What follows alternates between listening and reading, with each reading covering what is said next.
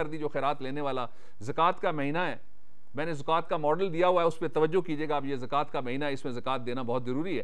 تو اس میں بھی جب آپ یہ سوچیں گے کہ جس کو میں نے دیا وہ کہے بہت شکریہ, آپ نے بڑی مہربانی کی, آپ کی میں احسان کو یاد رکھوں گا, تو that is not trust in Allah, that is trust in your fame. یہ تو آپ کی برتری کی بات ہو گئی نا, کہ میں نے چونکہ دیا ہے اس لیے مجھے مخیر حضرات کی فہرست میں تصویر سفید شامل کر لیا جائے. That is not the way God wants us to do. Allah رب العزت کا طریقہ بالکل دوسرا ہے, بالکل مختلف ہے, کہ جب تم نیچے گرے ہوئے پہ گولی مار سکتے ہو, گولی نہیں مارتے, تلوار چلا سکتے ہو, تلوار نہیں چلاتے, وہ تمہاری بندوق کی زد میں ہے, تم اس کو زد میں نہیں لاتے, تم اس پہ بم برسا رہے ہو, برسانے کا حکم آتا ہے بند کر دو, تم بند کر دیتے ہو, تو یہ اس کے اوپر احسان نہیں کر رہے. دس از واٹ ٹرسٹ ان اللہ. یہ تو خدا کے ساتھ آپ کا رشتہ ہے, تعلق ہے, دوستی ہے. آگے چل کے میں ایک اور جگہ سے آپ کو بتاؤں گا کہ خدا تعالیٰ نے ایسے لوگوں کو کس فہرست میں رکھا ہے. یہ خصوصی فہرست والے لوگ ہیں, یہ بڑے اسپیشل لوگ ہیں, یہ بڑے پریویلیجڈ لوگ ہیں. اور آخری جو اس کا ورس 61 کا نقطہ ہے وہ یہ ہے, اور یہ کیوں اس پہ ٹرسٹ رکھو, کہ جب تم معاف کر رہے ہو, جب تم چھوڑ رہے ہو, جیت سکتے ہو, تم فتح کے نشے میں جانے کی بجائے معافی کا سرور حاصل کرنا چاہتے ہو, کہ میرے خدا کا حکم ہے, میرا مالک ایسا چاہتا ہے, میرے رب کی رضا ہے. جب تم یہ کرو گے تو وہ کیا ہے, He is the one that heareth and knoweth all things. یہ وہ ہے جس کے لیے تم کر رہے ہو, جو سب کچھ سنتا ہے اور سارا کچھ دیکھتا بھی ہے. نحن اقرب الیہ من حبل الورید, یہاں بیٹھا ہوا ہے, خود رب فرما رہا ہے کہ میں تمہاری شہرگ کے زیادہ قریب ہوں. شارگ تو بوٹیا یار نیڑے, لوکی ٹونڈن کیوں جاندے بھی جنگلاں دے, وہ تو ادھر بیٹھا ہوا ہے. اور وہ کہتا کیا ہے, وہ کہتا صرف ایک بات ہے, کہتا ہے امن میرے لوگوں کی ضرورت ہے, لا اینڈ آرڈر حفاظت میرے لوگوں کی ضرورت ہے, آسان زندگی میرے لوگوں کی ضرورت ہے. آپ یہاں بیٹھے ہوئے ہیں, آپ کو گھر کی فکر نہیں ہونی چاہیے, یہ میری ضرورت ہے, میرے انسانوں کی ضرورت ہے, یہ خدا فرما رہے ہیں. اسی سبجیکٹ کو ایک اور پہلو سے, جو آج کے زمانے میں بڑا اہم پہلو ہے, قرآن حکیم نے ایڈریس کیا. سورہ الفرقان ورس نمبر 63, جو لوگ نوٹ کرتے ہیں, سورہ الفرقان ورس نمبر 63, ارشاد ہوتا ہے وَعِبَادُ الرَّحْمَنِ الَّذِينَ يَمْشَوْنَ عَلَى الْأَرْضِ هَوْنًا. عباد الرحمن, servants of Allah, وہ جو خدا کے نوکر ہیں اور خدا کے عبد ہیں, اس کے غلام ہیں, ان کی نشانیاں دو بیان کی گئی ہیں یہاں پہ. اس لا اینڈ آرڈر کے حوالے سے ان کی نشانیاں دو ہیں. یہ یاد رکھیے, غصہ ہر کوئی کر سکتا ہے, غصے پہ قابو کوئی کر سکتا ہے. مکہ سارے مار سکتے ہیں, مکہ روک بہت کم لوگ سکتے ہیں. زبان دراز کر کے کسی کی دل آزاری کر کے اس کی ذہن, قلب, روح اور اس کے جگر پہ اور اس کے دل پہ چرکے لگانا, کسی کی کردار کشی کرنا, یہ بہت آسان کام ہے. کسی کے لیے کلمہ خیر کہنا یہ کم لوگ کرتے ہیں. اور پسندیدہ لوگ کون سے ہوئے, ابھی اس آیت میں سے میں آپ کو نکال کے دکھاتا ہوں یہ مضمون, کہ اللہ رب العزت نے کہا کہ عباد الرحمن, اور یہاں عباد اللہ کا لفظ بھی آ سکتا تھا, رحمان کا لفظ جان بوجھ کے استعمال کیا گیا, کہ وہ جو رحم کرنے والا ہے, وہ جو ارحم الراحمین ہے, رحم کرنے والوں میں سے, مرسی کرنے والوں میں سے, باؤنٹی بانٹنے والوں میں سے, میگنینمٹی شو کرنے والوں میں سے سب سے بڑا ہے, سب سے عظیم ہے, سب سے برتر ہے, سب سے اعلیٰ ہے, سب سے اولا ہے, اور اول و آخر ہے. وہ کیا کہتا ہے کہ میرے جو عبد ہیں, میرے جو غلام ہیں, جو میری غلامی میں آگے, وہ کون لوگ ہیں؟ یہ وہ لوگ ہیں, are those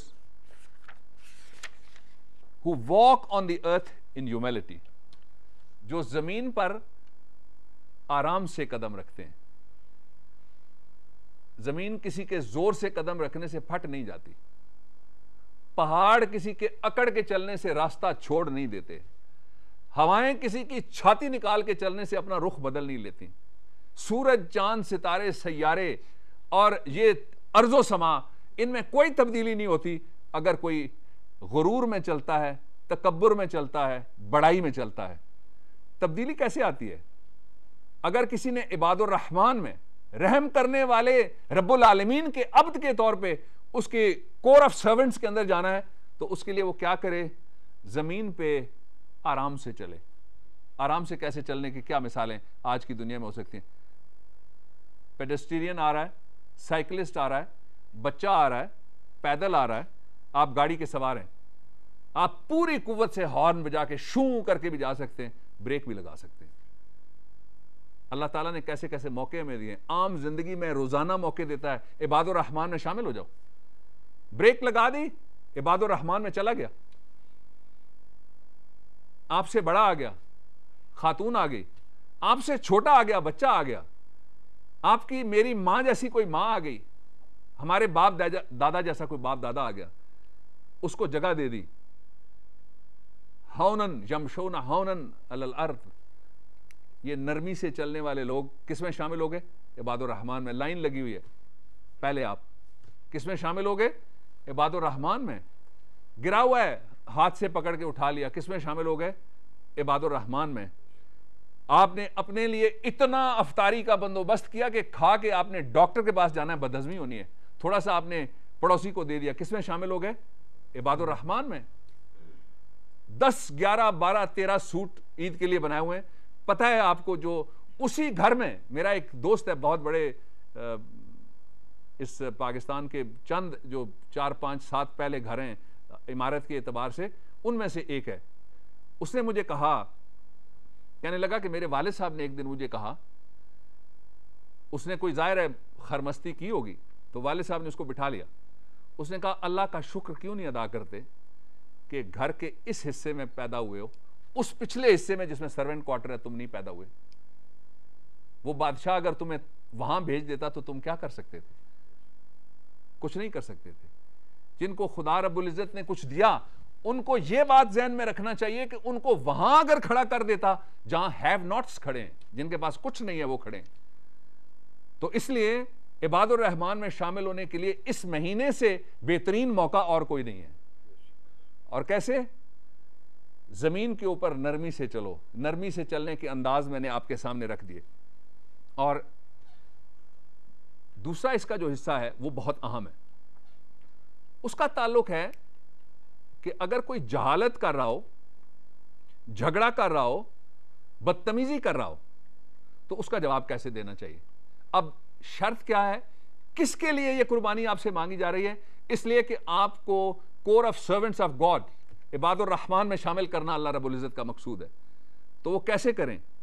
وہاں جھگڑے والا, بدتمیزی والا جب جھگڑا کرنے کی کوشش کرے تو آپ اس کو کہیں کہ اللہ تم پہ سلامتی نازل کرے. جھگڑے کا جواب بھی امن ہے. Maintenance of public peace, tranquility and order کا انداز دیکھیے قرآن حکیم کا, کہ جھگڑے کا جواب بھی امن ہے.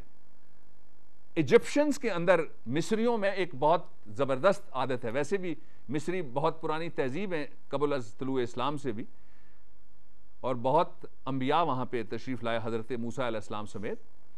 تو ان کے درمیان اگر جھگڑا ہو جائے تو جو بڑی عمر کا آدمی ہوتا ہے وہ فوراً 2 جھگڑنے والے یا 2 جو دست و گریبان ہونے والے لوگ ہیں, یا 2 جو بالکل جھگڑے کے پاس پہنچ گئے, یا 2 جو ایک دوسرے کو دشنام, الزام, گالی دے رہے ہیں, ان کے درمیان وہ کھڑا ہو کے کہتا ہے صلو علی النبی, اونچا اونچا.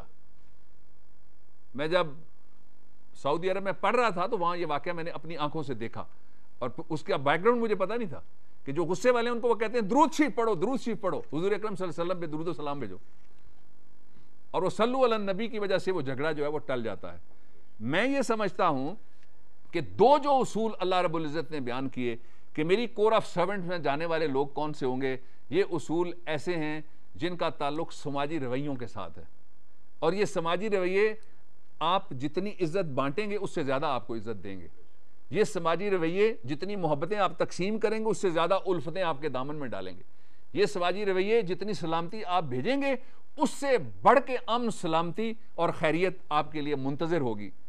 ضرورت کس بات کی ہے؟ صرف بڑا معمولی کام ہے, یمشون ہونن علی الارض, زمین پہ چلو تو یہ سمجھ کے چلو اس کے نیچے جانا ہے, یہ سمجھ کے چلو اس میں سے نکلیں, یہ سمجھ کے چلو کہ قرآن نے کہا ہوا ہے کہ اسی طرح تمہیں ایک دن اس زمین میں سے میں اٹھاؤں گا جس طرح کما انشأنا اول مرہ, پہلی دفعہ جس طرح سے ہم نے پیدا کیا تھا مٹی میں سے، ویسے ہی جب اللہ کا حکم آئے گا